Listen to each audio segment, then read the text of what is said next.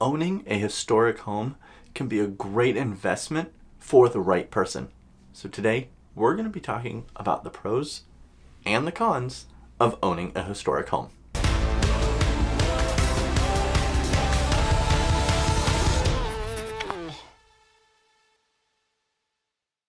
What's up, everyone, and welcome back. I'm Bill Olson, a realtor here in Charleston, South Carolina. Now, our city this year is celebrating its 350th anniversary, so it's no surprise that we have a ton of historic homes, especially downtown. Now, this video is for anyone who's ever wondered what it's actually like to own one of these homes and what goes into it. You know, there are many advantages to owning one, but there's also some disadvantages. So let's get right into it on the pros and cons of owning a historic home. Well, the definition of historic home is pretty subjective, but it has to be associated with a historic event or person. A home really only has to be 50 years old, and if it sits in a historic district, then it can also apply. So let's start off with our pros. Our first pro is the stories that this house has to tell. Now, every home tells a story, but historic homes have many more stories. Whether someone famous happened to have lived there or passed by, or maybe something of historic relevance to your town or our nation happened on the property. Owning a historic home and being able to tell these stories and research even more about the property is one of the things people love about owning them. And with all the research you can do, if those walls could talk, I'll bet some of those stories are absolutely amazing. Next on our list of pros, we have the beauty and the charm. Now, here in Charleston, it's not common to see homes that are hundreds of years old, and we know building practices have changed. Now, the beauty and the charm that is in these homes is very evident with the intricate woodwork, the ornate stone fireplaces, you name it. These are features that we don't see often in homes now.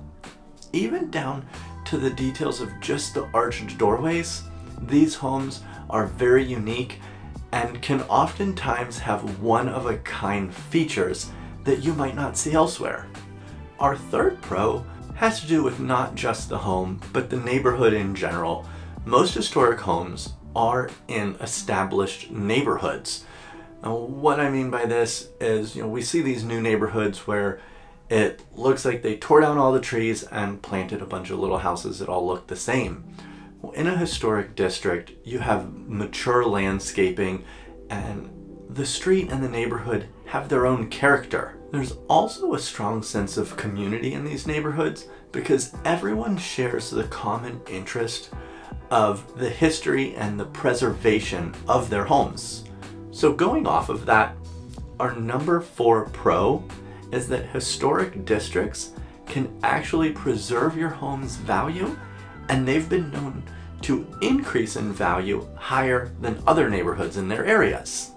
Studies have shown that properties in historic districts and neighborhoods have increased in price 5 to 20% more than homes in neighborhoods without a historic designation. That ensures that these are a great investment.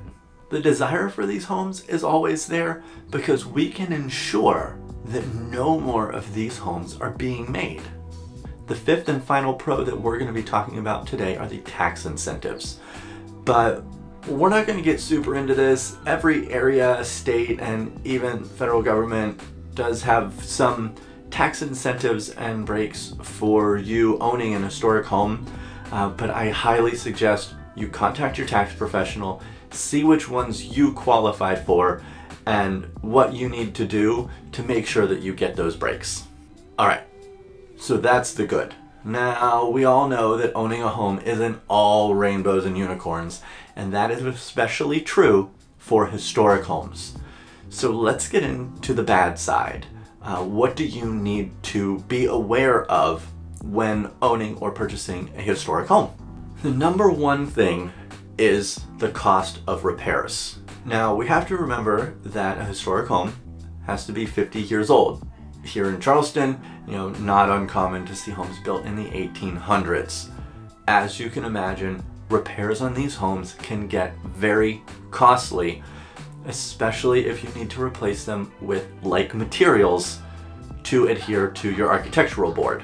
Also, because of this age, there may be some modern upgrades for livability that you may require prior to moving in.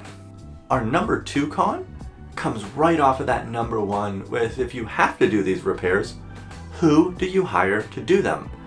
Now, this can get a little costly as well because, while contractors are aplenty and you can pick up the phone and call anyone, you need to make sure that whoever you hire to do work on your house is familiar with the materials and the construction from that time period. I highly suggest talking to the neighbors and finding out who they use, and keep a running list of your preferred and trusted contractors that you trust with your home. With number 3, we're all familiar with HOAs and that they allow you to and not do things. Well, in a historic district, while it's not an HOA per se, there is an architectural review board.